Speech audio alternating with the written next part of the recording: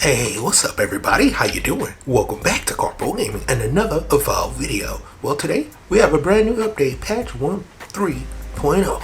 Today we're going to go over everything right here, right now. Links down below. You know what to do. Let's go! Once again, thanks for watching everybody. Without further ado, ladies and gentlemen, let's get started. I'm not going to lie. The universe is trying to test me today. These are some of the longest patch notes that I have ever seen. Right, so we're going to be summarizing these, most of them, but we're going to go over the most important parts. Let's start off with community requested features. The players will now receive an additional talent point at levels 5, 10, 15, 20, 25, and 30. Players with save files past those levels will still receive additional points. But high contrast documents, new options increase font size and applies bold stylings to all documents, tutorial, in-game pop-ups, and leisure quest tabs. Walk toggle, players using mouse and keyboard can now toggle between walking and running. For HUD customization, HUD toggle keybind, a new keybind default / hides all HUD elements for cleaner screenshots, and HUD opacity slider adjusted the transparency of the HUD to your preference. Camera and compass options, third person FOV sliders added to graphic settings and static compass options. Players can now lock the compass anywhere to point north instead of rotating, and controller input improvements, full support for customizing controller keybinds. Next up, crashes and major issues. Like I said previously, there is a ton of patch notes, and most of these are just fixes, so we're going to go over a little bit of them, hitting the most important things. Game stability fixes. They fix a rare crash when switching music during level transition for the Xbox app and PC. So on Xbox app and PC, they fixed a launch crash, and also on the ROG Ally, they also fixed the crash affecting the integrated laptop. So GG's right there. They also resolved fast travel crash that could occur sometimes, and main menu frame rates are kept to prevent crashes to hardware issues. So all around, should be a whole lot less crashes. For quests and dialogues, quest progression fixes.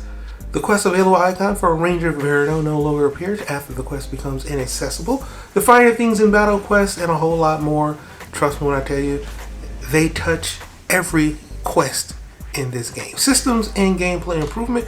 We got changes to combat and enemy behavior, spells and abilities, quest and loot fixes, and controllers and performances. Like fast travel is disabled during certain animations to prevent games getting stuck when quest items are consumed before progression. And a whole lot more. It is insane.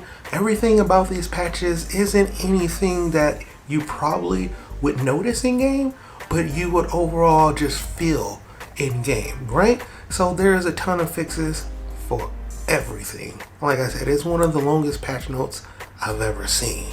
For controller and performance, mouse 4 and 5 buttons can now be bound to actions. For collisions and environmental fixes, they adjusted Eothisan temple collision to prevent going out of bounds.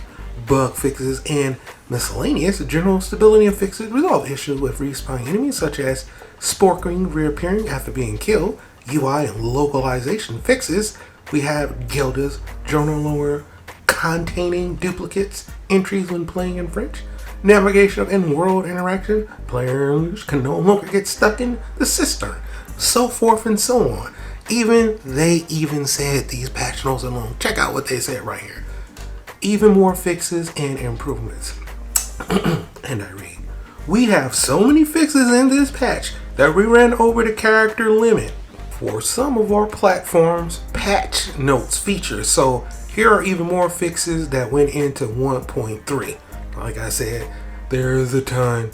Global changes. Adjusted collision on all winch assets to improve performances. For North Reach, cleaned up rocks and sand assets to blend together in.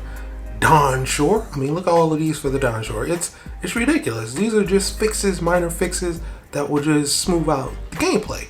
Emerald Stair, same thing. Quest available icon for Ranger Verino no longer displays after the quest become inaccessible.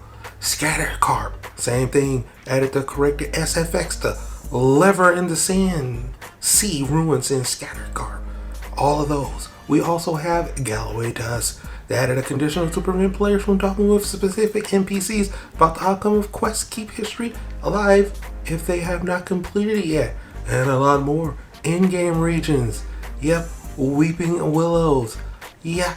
All of these things are being touched in this patch notes. I highly suggest you click on the link down below, because if it's a certain quest that you was having an issue with, problem is probably solved, you know, because they touch every quest in this game. Like I said before, this is probably one of the longest patch notes that I've ever seen. Next, probably Fallout 76, but I digress. Here we go, UI fixes and improvements. New item indicator will now appears subcategories in the ledger to help guide players, right? Are a ton of fixes, gameplay fixes, improvement, and balancing. Add a new error message when attempting to save the game during a cutscene. After an awakened Azure item description no longer claims that the player can break these items down into even more Azure. There's a lot of fixes in here, and normally I will go over every single one. This video will probably be about 30 minutes long, and I personally I'm not going to put anybody through that. But there's a ton of fixes in here. I've read most of them, and I got the gist of it and went over probably the most important parts. Animation and improvements. They also have adjusted animation for high speed during the quest first contact with the enemy.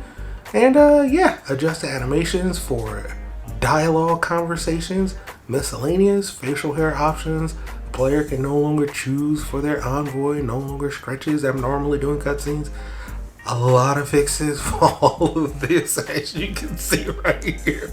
It is a ton, by far. One of the longest patch notes ever. But it indeed do fixes the game. So turn on the game, have more fun with Avowed, and if you want to read the full patch notes, they will be linked down below.